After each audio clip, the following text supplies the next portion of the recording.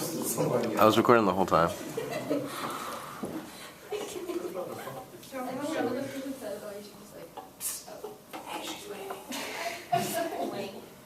Hello everyone, I'm Jen. I'm going to be talking about minimum wage. Does anybody have a job that does minimum wage or have minimum wage? So I didn't know what to talk about first. So I got this idea on Google, on the websites. I've had experience with minimum wage jobs. I've gotten bonuses that end up turning to be like 6 months later, I've gotten back to minimum wage. So I argue that minimum wage will only harm the economy by causing people to have lower motivations and lack of employment. Here's the preview. I'll give you a definition and when it started, the benefits, and I did the argument. So minimum wage is the lowest wage per hour that a worker may be paid as mandated by law. And then it was created in 1938, the U.S. Congress adopted the Fair Labor Standard Act, which set a federal minimum wage. And here's some benefits. Improves employee retention, which is the number of people who leave their job in a certain period, either voluntary or non-voluntary. It increases demand for goods and services. It affects lower income households who tend to spend a larger percentage of their income. And then it boosts employee performance and higher customer satisfaction. And I found 5 states with high minimum wages. And there's minimum wage and a living wage.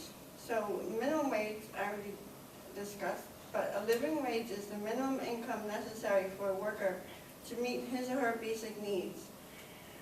So we're at $15 an hour, but Washington is 15.74 for minimum wage. I thought that was pretty interesting. And then all the other ones are like lower than 14.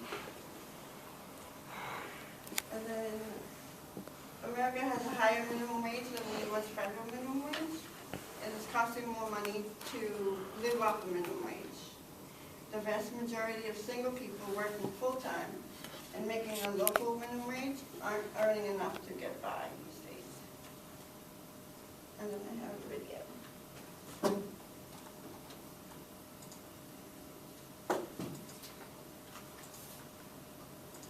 Bad idea. Here are 3 reasons why. First of all, it would kill jobs. One of the basic lessons of economics is that when the price of something goes up, people buy less of it. So, if the price of pumpkin lattes rises, you can expect consumers to buy fewer of it. This law of demand also affects the market for low-skilled workers. Raising the minimum wage means a higher cost of employing each worker, which makes workers less affordable than before. Our coffee shop won't keep a worker at a mandated $15 per hour if that worker's efforts only result in $7.25 per hour in added revenue. Over the course of a year, a shop that keeps such a worker full-time will lose $15,500. So instead, it will eliminate that job. And evidence shows that employers in fact do respond in this way to minimum wage hikes.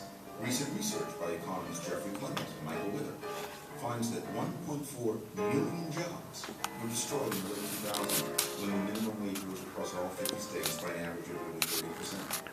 And worse, those job losses were probably suffered by the people who need jobs the most. This fact brings us to reason number 2. The minimum wage actually hurts the people we most want to help. When the minimum wage rises, the workers fired first, and the ones hired last are those who employers judge to be the least productive. The inner-city teen from the lousy school district, or the immigrant with poor English, will be fired before the suburban American teen from the excellent school district. So those who are most disadvantaged tend to suffer the most job losses. This reality is compounded by the fact that raising the minimum wage causes more competition for jobs. A supermarket job that once paid $8 per hour draws more applicants when it pays $15 per hour. Applicants who include retirees and people with higher education who re-enter the workforce only because of the higher wage. Because these people often have more skills, They squeeze out immigrants and those from disadvantaged backgrounds who are likely more desperate for the jobs and certainly more desperate to gain job experience. The third reason is that minimum wage hikes aren't necessary to give deserving workers raises. 96% of American workers today earn wages higher than the current minimum wage, which proves that employers don't just pay the minimum that they're obliged to pay by law. Employers respond to the value that each employee adds so they can retain the best talent. It's expensive to train new employees, and businesses don't want to lose good workers to their competitors. So they raise worker pay voluntarily as employees gain more skills and experience. But when government imposes such raises by hiking the minimum wage, some of the least experienced workers will not only lose their current jobs, they'll find it incredibly hard to find other jobs.